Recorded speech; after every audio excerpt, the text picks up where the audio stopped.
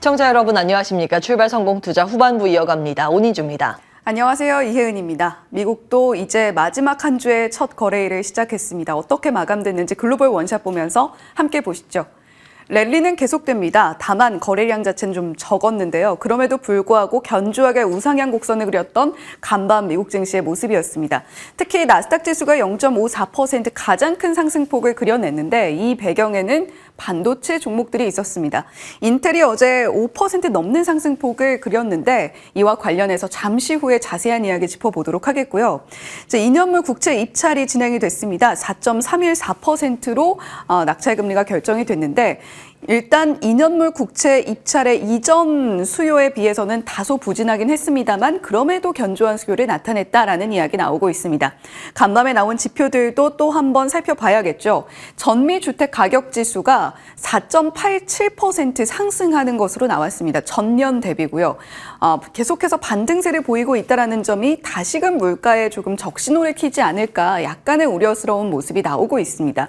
2023년 이후에 최고 상승폭을 기록을 하고 있는 건데 보통 이렇게 주택 가격이 한 10개월 정도 물가지수에 앞서서 선행한다는 것을 고려할 때 내년 상반기쯤에는 물가에 다소 변동이 있을 수 있겠다라는 이야기가 나옵니다. 과연 어떻게 이 주택 가격이 이어지는지 계속해서 주시를 해봐야 되겠고요. 연말 소비 규모가 나쁘지 않았다라는 이야기가 마스터카드에서 나왔습니다. 마스터카드가 예상했던 것보단 좀 적긴 했습니다만 전년 대비 3.1% 증가하는 것으로 나타났고요. 특히 서비스와 온라인 쪽의 수요가 상당히 견조하게 나타났습니다.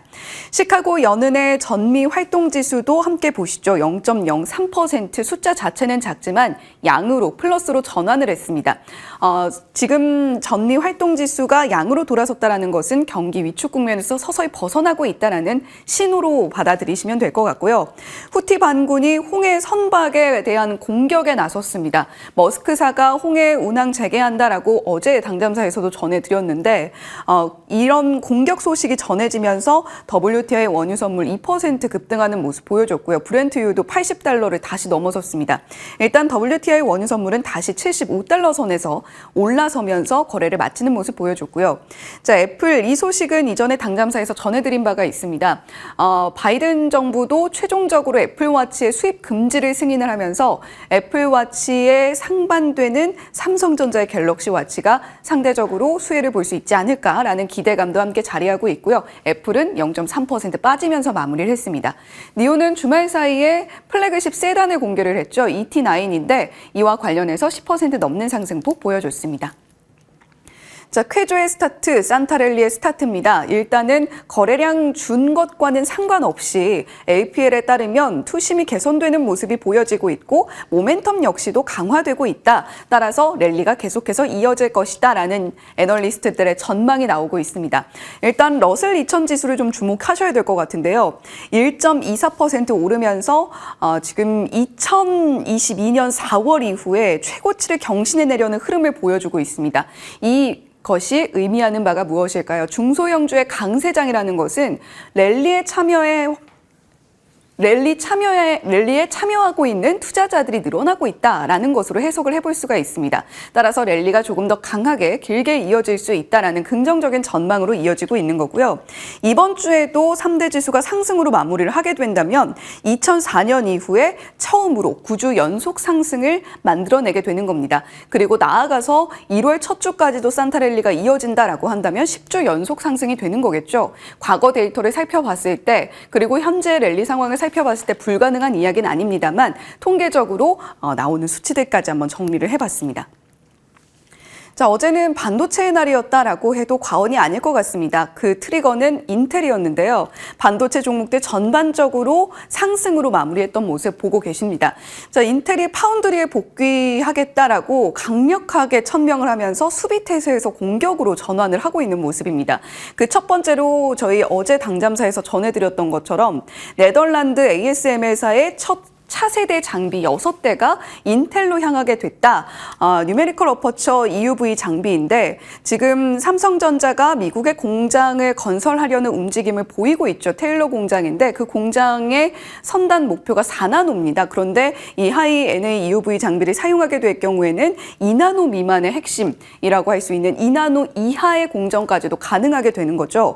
자, 지금 ASML이 인텔에 먼저 공급을 하고 삼성전자와 TSMC에는 차차 공급을 하겠다라고 했는데 삼성전자가 확보하게 될 시기를 점쳐보게 되면 2025년이 될 겁니다. 인텔보다 좀 늦어질 수 있다라는 우려가 나오고 있는데 지금 이스라엘에도 250억 달러를 투자해서 새로운 파운드리 우리가 강자가 되겠다라는 의지를 강력하게 천명하고 있는 인텔이기 때문에 삼성전자의 파운드리 지위가 어떻게 될지는 계속해서 지켜보셔야 되겠습니다. 자, 사실 이스라엘과 인텔이 손을 맞잡고 움직인 건 그렇게 어제 오늘의 일은 아닙니다. 상당히 오랜 기간 동안 이스라엘과 긴밀하게 움직여 왔는데 인텔의 최근 흐름을 보면 파운드리를 강화하겠다라는 의지를 보인 이후에 계속해서 우상향 곡선을 그리면서 움직이고 있습니다. 인텔이 이스라엘과 1974년부터 현재까지 이렇게 움직임을 보여주고 있는데 사실 삼성전자도 그렇고 대만의 TSMC도 그렇고 아시아 쪽에 파운드리 공장이 많이 모여 있는 것에 비해서 인텔은 우리는 이스라엘에도 가지고 있다라는 것을 보여줌으로써 더 글로벌 공급망에 있어서 자신감을 보이고 있다는 것으로도 해석이 되겠습니다. 자, 다만 삼성전자의 미국 테일러 공장으로 인해서 삼성전자가 조금 더 파운드리 쪽에 힘을 내야 될 텐데 일단 미국 정부가 처음과는 말을 조금 바꿔서 인텔에 먼저 보조금을 지급하게 됐습니다. 삼성전자가 22조 원, 우리 돈으로 22조 원가량을 투입을 해서 테일러 공장을 짓기로 했던 것인데 이 부분에 좀 제동이 걸리면서 좀 빨간불이 켜지고 있다라는 부분도 체크해 보시면 좋을 것 같습니다. 네, 이렇게 간밤 나왔던 소식 전해드렸는데 특히 반도체 종목들의 표정이 상당히 좋았습니다. 필라델피아 반도체 지수는 연일 신고가 행진이죠. 그 흐름 우리나라도 이어받을 수 있을까요? 들어가겠습니다. 자, 전반적으로 사실은 글로벌 증시가 수강 상태를 나타내고 있죠. 간밤 미증시 S&P 500 지수가 최고치 근접까지 올라가는 모습이었지만 거래 대금 자체는 줄어들고 있는 게 사실입니다. 아시아권도 마찬가지고요. 어제 전반적으로 혼조권으로 마무리가 됐습니다. 일본 증시 0.16% 올랐고 우리 코스피도 0.12% 비슷하게 올랐죠. 상하이 종합주가지수 정도 0.7% 가까이 빠졌고 코스닥 지수가 0.7% 이상의 약세를 시현했습니다. 방향성이 부재한 게 현재 글로벌 증시의 한 가지 큰 특징입니다. 연말 거래 부진인데 트레이더들이 다 휴가 떠났죠. 거의 이제 북클로징을 한 상태여서 기관 같은 경우에는 자산 운용이 많이 되지는 않고 있습니다. 그리고 상하이 종합주가지수 같은 경우에는 많이 빠졌는데 홍콩이 이날 휴장을 하면서 이제 박싱데이로 휴장을 했습니다. 그러자 외국인들이 중화권 증시 쪽으로 수급 유입이 없기 때문에 소강 상태를 나타냈던 거고요. 개인은 매물 출회를 확대하는 모습, 특히 올해 이 연말로 다가갈수록 인기가 많았었던 테마 섹터들이죠. 게임, AI 관련주가 큰 폭의 하락세를 시현했습니다. 게임 같은 경우에는 정부 정책에 대한 우려감이 자리하면서 어제 우리 시장에서도 큰 시세가 나오진 못했는데요. 다만 간밤 미국장에서 네디즈, 빌리빌리 같은 기업들의 강세가 연출이 됐습니다. 이제 반등인데 물론 정책적인 우려감이 불식된 건 아니고 블리자드 서비스 재개 기대감이라는 다른 이슈였습니다만 게임주의 반등 반갑긴 했습니다. 자, 삼성전자가 어제 52주 신고가를 경신했죠. 1%가량의 급등세를 시현했습니다. 지수 상승분 전체로 봤을 때는 한 3포인트 올랐는데 코스피가 기여한, 삼성전자가 코스피에 기여한 포인트가 약 6포인트. 그러니까 어제 오른 상승분의 2배 정도 되죠. 착시효과 좀 있었습니다. 다른 종목들의 상승분이 크지 않았다라는 걸 의미하기도 하고 코스닥 시장에서는 2차 전지 엔터의 낙폭이 큰 모습도 유의 유의는 하셔야겠습니다. 다만 증시 자금이 일제히 좀 활기를 띠고 있다라는 추세적인 부분이 포착이 되는데요. 증시 대기 자금의 성격을 가지고 있는 투자자 예탁금이 50조 원 위로 올라갔습니다. 두 달 만에 최고치인데 지난 11월 3일에 44조 원대였던 걸 감안하면 꽤 빠르게 올라가고 있음을 확인해 보실 수 있습니다. 아무래도 내년 금리 인하 기대감 자리했을 가능성이 높고요. 주식 양도세 기준 완화 등이 영향입니다. 연말이라서 지금 적극적으로 매수는 하지 않지만 내년 기대감 있으니 일단 자금 대기시켜 놓자라는 심리는 깔려 있는 상황입니다. 어제 상승 상위 섹터를 보시면 보험, 헬스케어, 은행, 증권, 자동차, 헬스케어 빼고 나머지 다 배당 관련 기대감을 안고 있는 섹터죠. 어제 배당주 매수 기한입니다. 어제 종가 기준으로 배당주를 들고 있으면 배당을 받을 수 있는 날이죠. 오늘 팔아도 배당을 받을 수 있습니다. 그런데 주요 증권사들은 대부분 배당 기준을 바꿨습니다. 그러니까 여기에 있는 기업들은요. 어제 매수를 해서 보유를 했어도 배당을 못 받습니다. 내년 한 2월에서 4월에 보유를 해야 배당을 받을 수 있는 기업들이라는 점 착오 없으시기 바라겠고요. 증권사에서는 주당 배당금이 올라가는 종목 추천주로 제시하고 있는데요.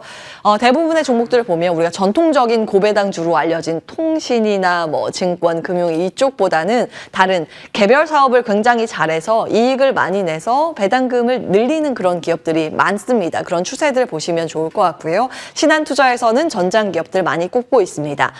자, 고배당주를 제외하고 보면 가장 크게 오른 섹터 어제도 제약바이오 헬스케어였습니다. SK증권에서 내년도 금리 인하 대표 수혜 업종이 제약바이오다 꼽고 있고요. 어제 개장 중계하면서 여기에서 꼽고 있는 선호주, 차선호주까지 쭉 정리해드렸습니다. 그리고 첨생법에 대한 기대감으로 줄기세표주 두루두루 좀 좋은 모습이었고 JP모건 헬스케어 컨퍼런스 참가사들이 부각되면서 두루두루 양호한 흐름이었습니다. 여기에 레고캔바이오 기술 이전 소식이 모멘텀으로 작용이 되면서 전 섹터의 온기 확산으로 좀 퍼지고 있는 모습입니다. 자, 그 밖에 추세주 한번 보겠습니다. 어제 추세주 안에서 올라간 종목은 빨간 표시, 떨어진 종목은 파란 표시, 보합 근처에서 마무리된 건 그냥 검은색으로 표시를 했습니다. 수급은 아시다시피 펀더멘탈 기반으로 올라가는 게 아니기 때문에 수급주가 돌아서면 빠지고 수급주가 유입되면 올라갑니다. 아주 명확한 투자 포인트이긴 하지만 수급의 마음을 알 수 없기 때문에 정말 매일매일 수급 데이터 체크를 해보셔야 합니다. 패시브 같은 경우에는 이전 상장 기업들, 이전 상장 준비가 잘 되고 빠르게 되고 있는 순서대로 배열을 했는데 지난번에 말씀드린 것처럼 이런 패시브 자금 유입은 조금 이전 상장과 떨어져 있는 기업일수록 멀리 있는 기업일수록 기대감이 크게 붙는다라는 점 체크해 드렸고요. 제일 멀리 떨어져 있는 포스코 DX는 정말 요즘 질주의 질주를 더하는 모습 눈에 띕니다. 내년 2월 MSCI 편입 가능성이 기대되는 종목들의 흐름인데 대부분 빠졌습니다만 제약바이오 흐름 좋잖아요. 제약바이오까지 양수겸장을 가지고 있는 알테오젠 어제 올랐고요. 반도체의 양수겸장주 리노공업의 상승세 눈에 띕니다.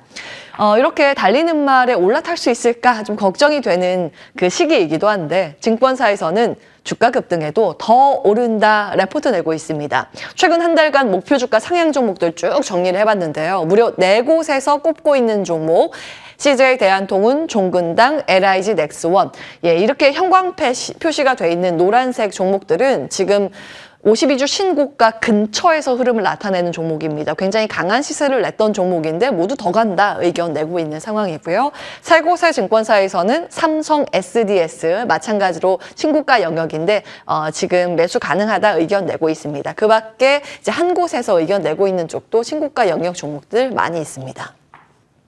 배당 한번 볼까요? 오늘 굉장히 중요한 날입니다. 어제는 배당 기준일, 전통적인 배당주들을 어제 종가 기준으로 들고 있으면 오늘 팔아도 배당을 받을 수 있습니다. 그런데 오늘 배당 락일이죠. 떨어질 락자를 써서 오늘 시장이 떨어지면 그게 정상적인 흐름입니다. 쭉 보시죠. 오늘은 매수를 해도 현금 배당을 받을 수 있을 권리가 없기 때문에 배당 받은 만큼 떨어진 가격분으로 반영시켜서 개장을 하는 날, 배당락일입니다. 작년 말 전체 배당금이 25조 8조 원 정도였는데요. 올해 말 배당 기준을 바꿔서 이때 해당이 안 되는 기업이 120개가 추가됐습니다. 그러니까 여기에서 이 분을 빼야겠죠. 10조 1,000억 원 정도 빼면 15조 조금 넘는 그 금액입니다. 이것을 이론적으로 코스피에 대입해서 현재 시가총액과 흐름과 수급 이런 것들을 분석을 해서 증권가에서는 이론적 낙폭을 계산을 하게 되는데요. 오늘 코스피가 0.79% 빠지면서 출발되면 착시 효과, 이 보합권 출발이다 이렇게 이해를 하시면 됩니다. 배당락일 평균 시가 조정률인데 이렇게 뭐 통신, 보험, 금융, 증권이 지수 대비했을 때 뚝 떨어지면서 출발을 합니다. 시가에서 개파락으로 출발이 돼서 기관에서는 이렇게 빠지는 종목을 오히려 매수해서 들어 올려서 수익을 단기간에 보는 전략도 구사합니다. 같이 참고해 보시기 바라겠고요. 다만 한 가지 올해부터 변경된 부분이 있습니다. 과도기인데 정부가 배당 절차 선진화 방안을 올 초에 공개를 했고 그 부분에 대해서 이제 꾸준히 말씀을 드렸는데요.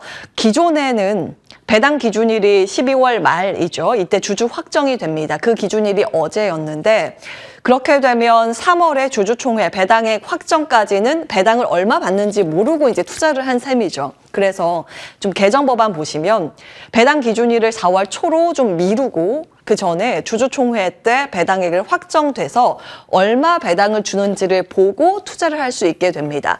그래서 지금은 이제 과도기이기 때문에 전통적으로 기준일을 12월 말로 두는 기업이 있고 변경을 해서 4월 초로 두는 기업이 갈립니다. 그래서 이렇게 배당 기준일을 바꿨음에도 불구하고 오늘 배당락일에 해당이 안 됨에도 불구하고 오늘 종목이 빠지면 그것이 절호의 매수의 기회다라는 증권사의 목소리가 굉장히 많습니다. 배당 기준일 변경 기업에 한해서 투자 전략을 이렇게 내고 있는데요. 그래서 정리해드립니다. 배당 기준일 변경 확정 공시 기업들 쭉 정리를 해봤고요.